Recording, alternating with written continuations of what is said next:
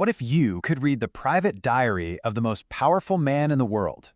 I'm not talking about his public speeches or his official laws, but his raw, unfiltered thoughts, how he dealt with stress, frustration, and just being human. Well, that's exactly what we get with the Meditations of Marcus Aurelius. It's a Roman emperor's personal journal, and we're going to dive right in. Does it sound familiar? I mean, this could have been written this morning on your way to work. It's one of the first things Marcus Aurelius writes to himself. And it's brilliant, because it shows us that, yeah, nearly 2,000 years ago, an emperor was giving himself the exact same pep talk we do, just getting ready for the daily grind of dealing with, well, other people. And that's the first thing you have to understand. The book we call Meditations, it was never meant to be a book.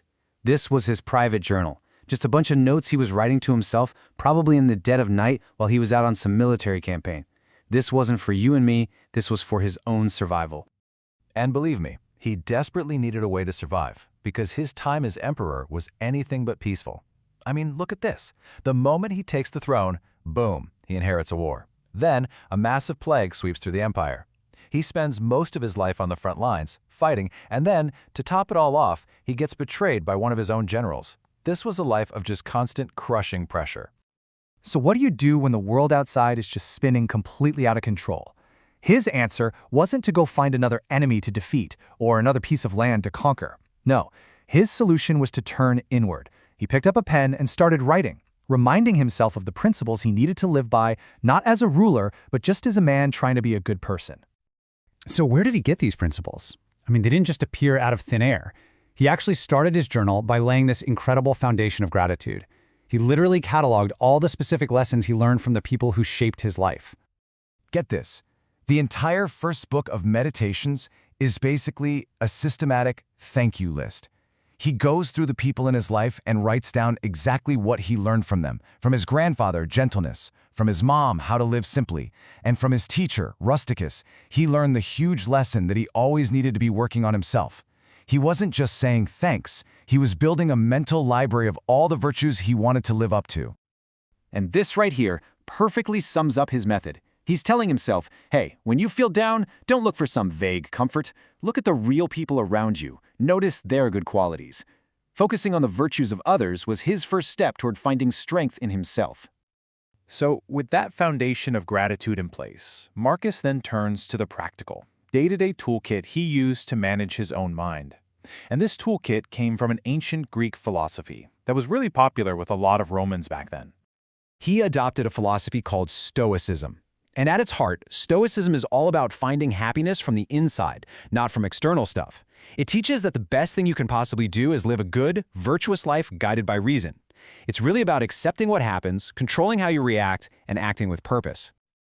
Okay, so this is the absolute core of it all. The Stoics called it the dichotomy of control. They said you have to separate what's in your power from what's not.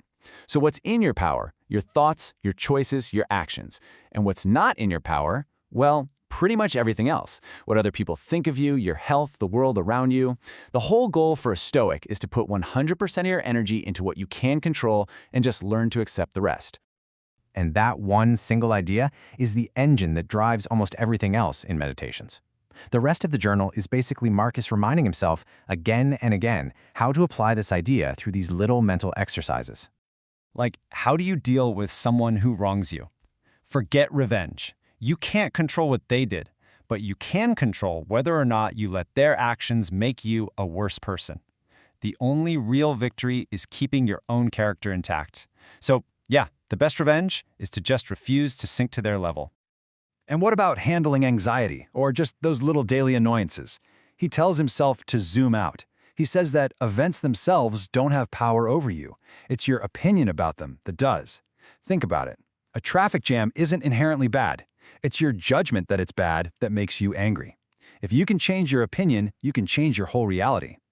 He even lays out a step-by-step process for how to find calm when things get crazy. He literally says you can retire into your own soul.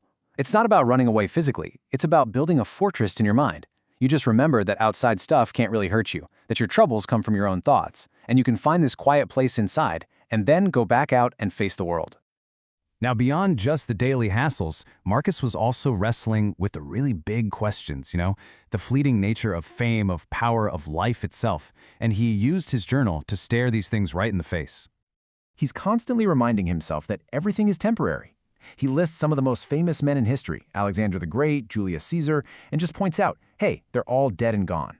He realizes that even their names, which were once on everyone's lips, are just becoming dusty old words. His point wasn't to be gloomy, but to put his own life, his own worries into the proper cosmic perspective. And this perspective creates this incredible sense of urgency. The thought of death isn't supposed to make him afraid, it's supposed to get him to act. If life is short and death is always around the corner, then there is absolutely no time to waste on stupid, trivial things. The only thing that matters is to be a good person right here, right now. And this is a really big but. It would be a huge mistake to look at Marcus Aurelius as some perfect philosopher king who had it all figured out. His life and his legacy are full of contradictions, and honestly, that's where the real lesson is. I mean, there's this fascinating gap between the man in the journal and the emperor in history. The philosopher, who wrote constantly about mercy, also oversaw these horrible persecutions of Christians. The loving father, who wrote about duty, had a son, Commodus, who grew up to be one of Rome's worst tyrants. He praises his wife endlessly, but at the time, rumors were flying about her. He was a man torn between his highest ideals and the messy, complicated reality of his life. And that, right there, is what makes this book so powerful. Meditations is not a guide to a perfect life.